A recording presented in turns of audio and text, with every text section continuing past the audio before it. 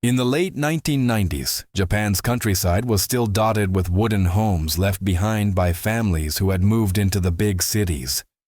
These houses stood silent, their walls slowly eaten away by damp air and the passage of time. To outsiders, they were only shells of the past, places that looked forgotten. But to those who had lived in them, every floorboard, every locked door, and every window carried memories, some tender, some unbearable. It was one of these houses, sitting on the edge of rice fields in Saitama Prefecture, that became the setting for a story so unsettling that it would stay with everyone who heard it. Takuma was a young architecture student, just starting out his internship at a modest design firm in Tokyo. He had spent most of his first months making coffee, filing papers, and running errands, tasks that left him eager for something real, something that would make him feel like he was truly on the path to becoming an architect. So when his supervisor dropped a thick folder on his desk one morning, his heart jumped. Inside were blueprints, documents, and an old iron key. The instructions were simple. Travel to Saitama, survey a property left vacant for years, take photos, measure the layout, and return with updated drawings. It would be the first time Takuma had ever been sent out on his own. He could barely contain his excitement as he boarded the train the next morning, his tape measure and flashlight tucked into his bag. The ride stretched long into farmland, where the air smelled of damp soil and the view was broken only by the quiet rise of mountains in the distance.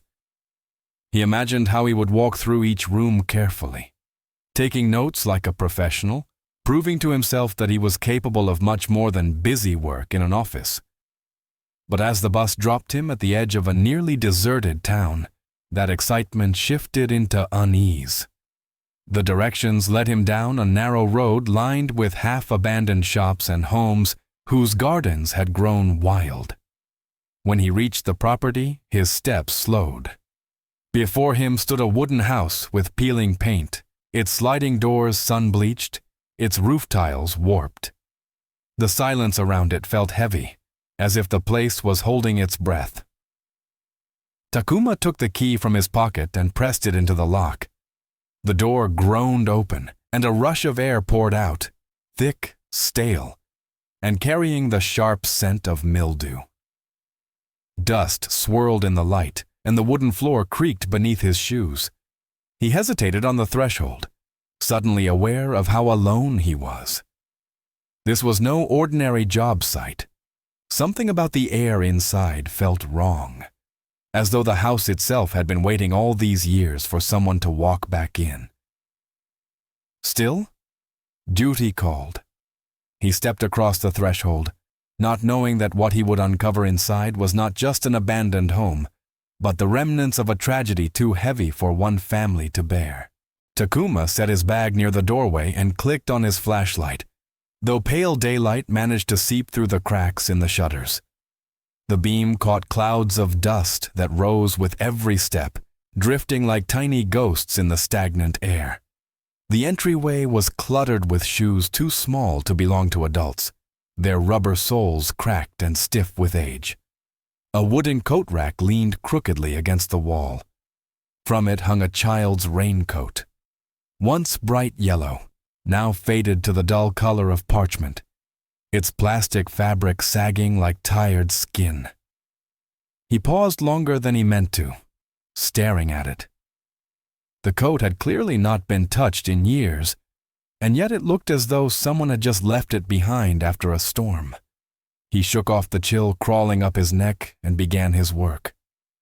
He moved carefully from room to room, stretching his tape measure across walls, jotting numbers in his notebook. The kitchen smelled of rust and mold, the sink coated with grime.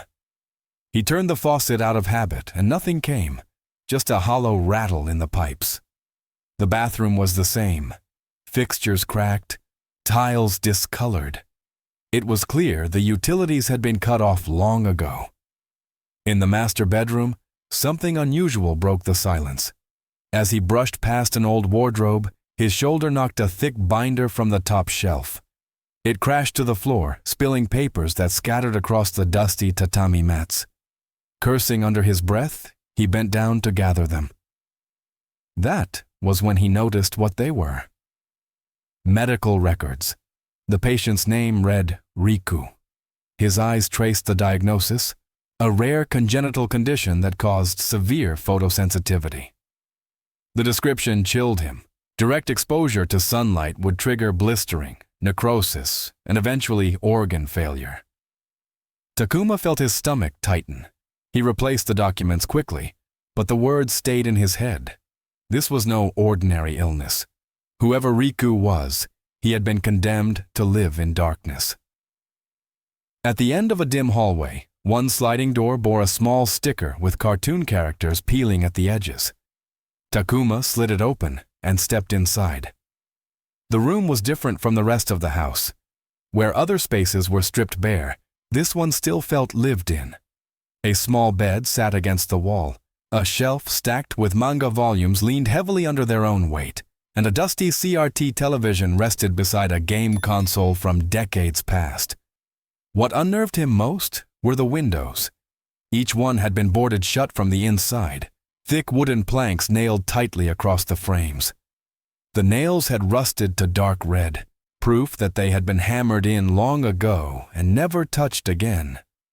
On the walls hung drawings made in crayon, sunsets, children playing, stick figures holding hands. One in particular caught his eye. Two boys playing together, with the name Riku scrawled awkwardly at the bottom in a child's hand. On the desk lay a sketchbook. Takuma hesitated, then flipped it open. The first page was almost entirely black, scribbled over with furious strokes. In the corner, shaky letters read, "Today I can't go outside again.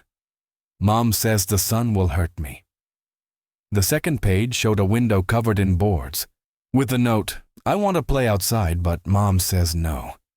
The third was less bleak, a boy smiling next to another child with the words, "Kaoru plays with me." He's not afraid of the dark. The final page was again swallowed in black. Layers of crayon pressed so hard they tore the paper. A sudden sound made his blood run cold. Tap, tap, tap. He froze, listening. The hallway behind him was silent. He turned back to the room. Again. Tap, tap.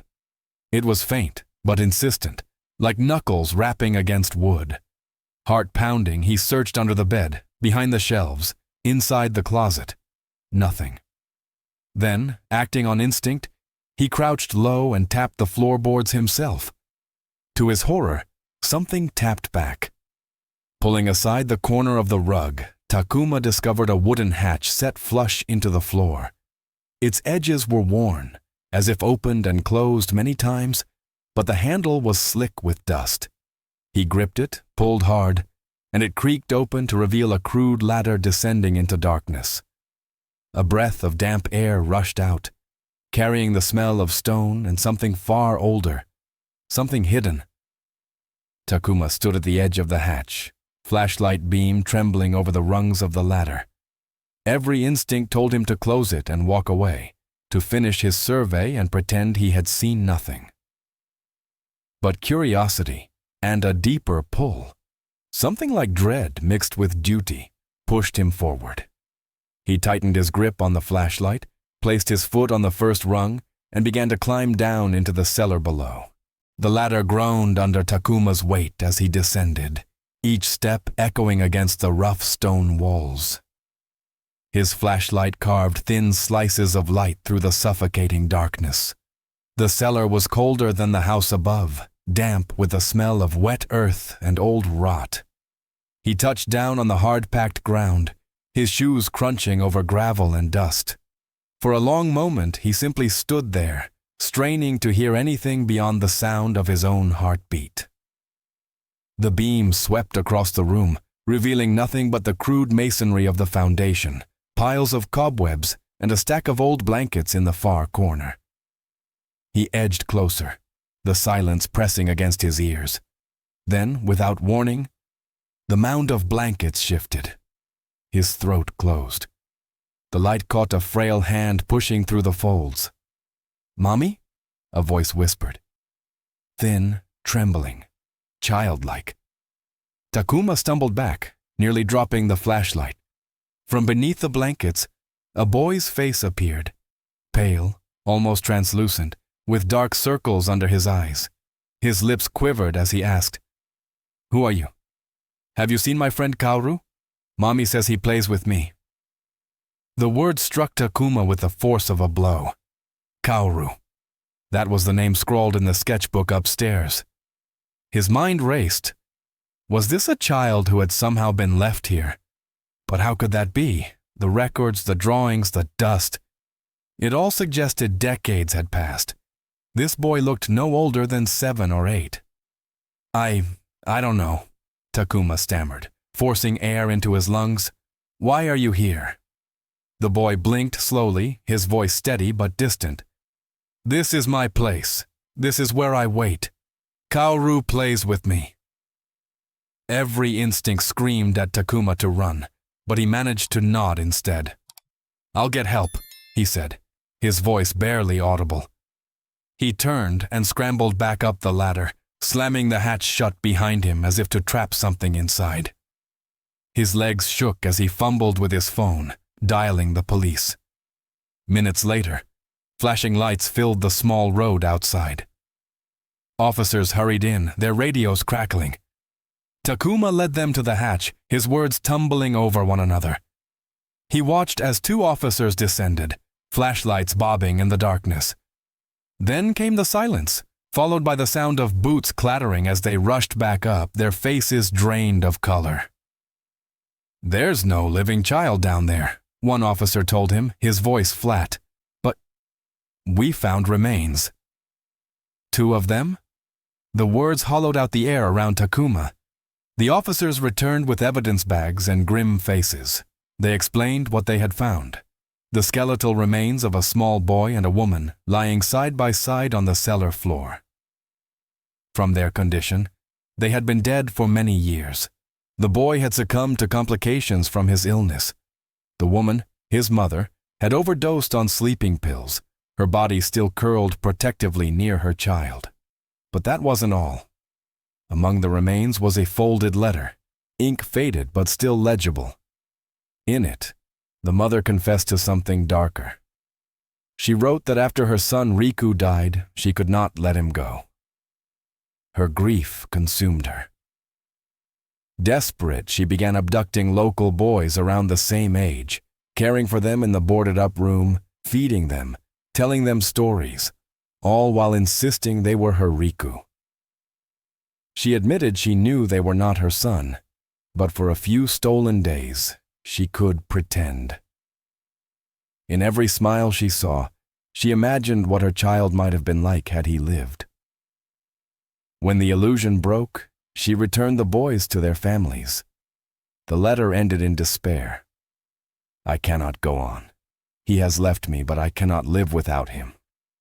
I must follow him now." Takuma felt the room tilt around him. His mind returned to the pale boy in the cellar, whispering about Kaoru. He had spoken with him, heard his voice, seen his eyes. Yet according to the police, that boy had died years before. Even after the officers sealed off the property, even after the coroner's van took the remains away, Takuma could not shake the sound of that fragile voice. It wasn't only the house that held the past. It was something stronger, something that refused to move on. And as he stepped outside into the dimming light, he realized the tragedy was not just in what had happened, but in how fiercely love can twist when it refuses to let go. For days after the police investigation, Takuma could not sleep without seeing that cellar again.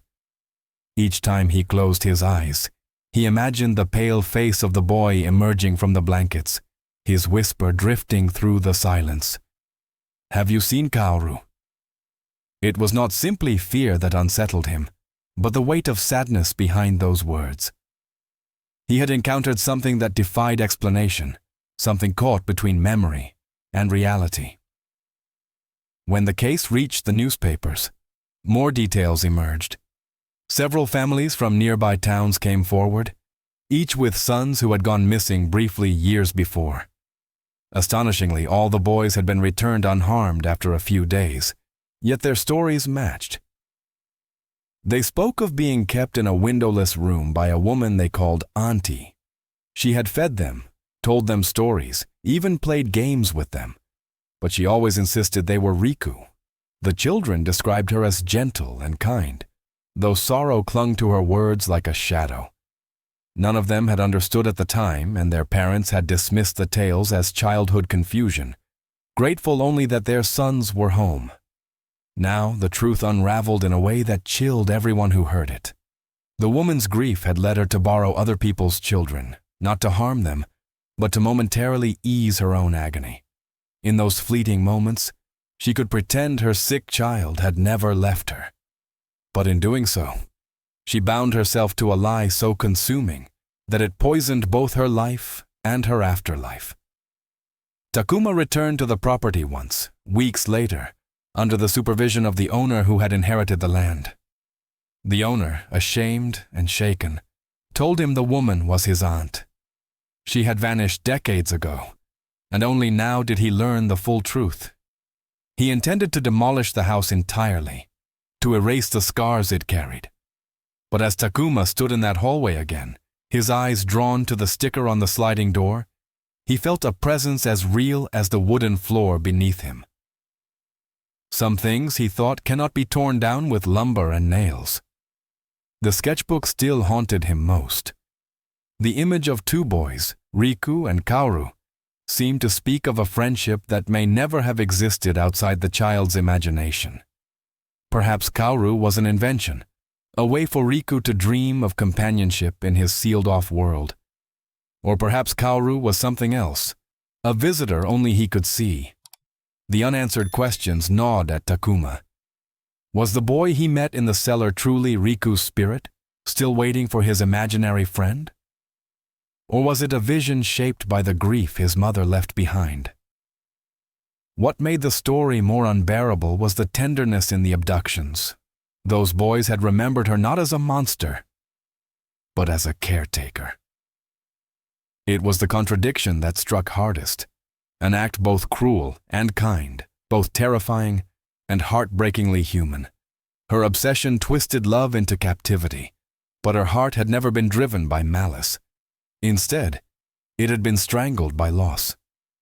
Neighbors whispered that even after the house was sealed, the fields around it felt different. Children playing nearby claimed they heard knocking sounds coming from beneath the earth. Some said they saw a boy's silhouette standing in the upstairs window, even though the planks still covered the glass. Each story added another layer to the tragedy, ensuring the tale would never fade completely. Takuma, now older, would later admit that the encounter changed how he saw his own work. Architecture, he realized, was not only about walls and roofs. Houses were vessels of memory, places that absorbed joy and despair alike.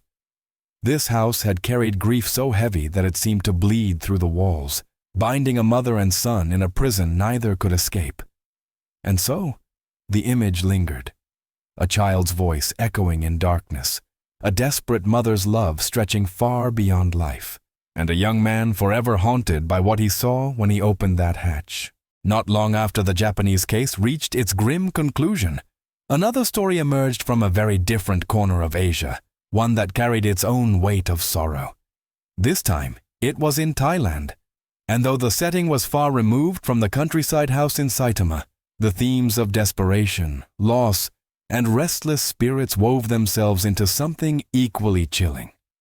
Somchai was a man in his early 40s who had spent most of his life working in factories. He had never earned much, but he had always managed to scrape by. Then one spring, the factory where he labored shut its doors without warning. Overnight, his paycheck vanished.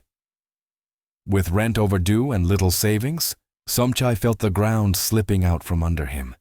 His dreams of providing a better life for his family had been replaced by fear of losing even the tiny apartment he called home. When a former co-worker called and told him about a possible job, Somchai barely let the man finish before agreeing to meet.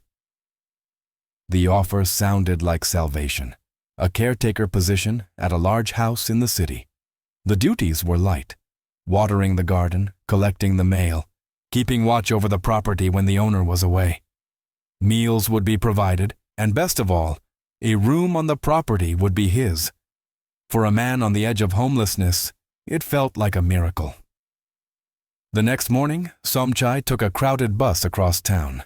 He stepped off into a neighborhood unlike any he had ever lived in before. Mansions lined the streets, each hidden behind tall gates and manicured gardens. When he reached the address, his mouth went dry. The house stretched wide and elegant, its walls gleaming, its grounds meticulously landscaped. Somchai had only seen places like this in movies. Now he was about to live in one. A maid ushered him through the gate, and soon he was sitting across from the owner, a businessman around his own age. The contrast between them stung. While Somchai had aged under the strain of factory work, the owner looked polished, his success reflected in every polished tile and shining surface around them. Yet he spoke kindly and offered the job on the spot. The owner gave him a quick tour. The garage alone stunned Somchai. Inside were 2 cars worth more than he could earn in a lifetime. Then he was shown the small caretaker's room at the back of the property. It was simple: a bed, a wardrobe, a dressing table, and a small bathroom with a working air conditioner. But to Somchai, it felt like luxury. He bowed deeply, promising to work hard and care for the house as if it were his own. That night, he moved in, grateful beyond words. For the first 2 days, life was peaceful. He watered the plants, tidied the grounds, and inspected the gates carefully each evening before locking himself in his room. On the 3rd day, as he worked near the front fence, he met a man who introduced himself as Pravit. This man said he was a caretaker for the house next door and had been in the neighborhood for years. Smiling warmly, Pravit welcomed him and told him to ask for help any time. The exchange reassured Somchai. Perhaps this place would not feel so lonely after all. But on the 3rd night, everything changed. The air was unnaturally still, so quiet that even the insects seemed to have vanished. Somchai lay awake, unable to shake the feeling of being watched. Then came the sound, a harsh scraping, like rope dragging against wood. His pulse spiked. He scanned the room, every muscle tight. At first he saw nothing. Then his eyes drifted upward, and his breath caught in his throat. Dangling at eye level in front of him were a pair of bare feet.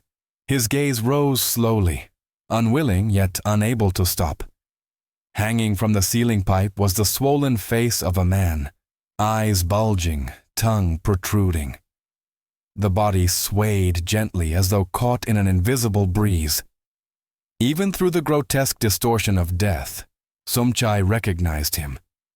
It was Pravit, the very man who had smiled at him through the fence just 2 days earlier. Frozen in terror, Somchai could not scream, could not move.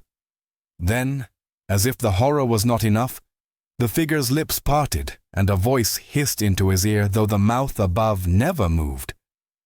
"Do you want to try it yourself? You'll enjoy it." A hideous laugh followed, cold and mocking.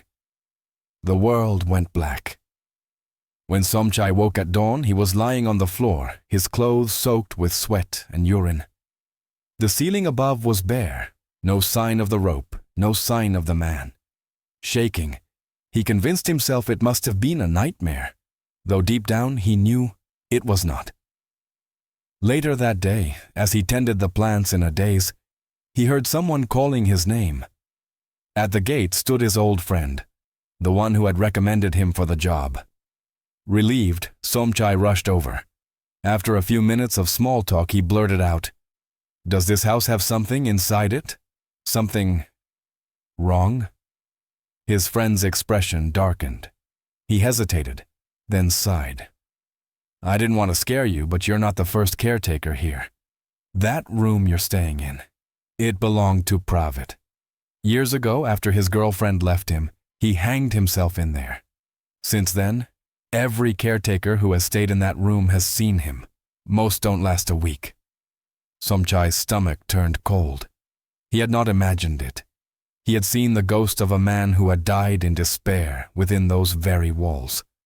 Unable to abandon the job, but unwilling to face the horror again, Somchai begged the owner to let him sleep elsewhere. After a long pause, the owner admitted he knew of the rumors. He had even brought monks to bless the house, but the spirit lingered. At last, he agreed. Somchai could move into the main house at night. For the next 2 years, Somchai remained on the property, watering plants, guarding the gates, and living with the memory of that single night. He never again saw the dangling feet or heard that terrible voice. But every time he passed the caretaker's room, every time he opened the door just to shower or change his clothes, the image came rushing back, the swaying body, the whisper by his ear, the laughter that promised death. It never left him. 2 stories, 2 different countries, yet both tied together by a thread of unbearable loss and the consequences of refusing to let go. In Japan, a mother's grief for her sick child turned her love into a prison. She boarded up the windows, locked her son away from the light, and when death finally claimed him, she could not release him. Her refusal led her to take other children, borrowing them for brief moments of comfort before returning them to their families. To outsiders, it was a crime, but to her it was a desperate act of survival, a way to keep pretending her boy was still alive. In the end, her obsession not only trapped her but bound her son's spirit, leaving him to linger in the shadows of that cellar, still whispering for a friend who never came. In Thailand, despair of a different kind created another restless spirit. A man abandoned by love chose to end his life in the room he had cared for faithfully, leaving his body hanging where the next caretaker would one day sleep. His pain was etched into the walls, his final moments replayed again and again. For Somchai, walking into that room meant walking into another man's last breath.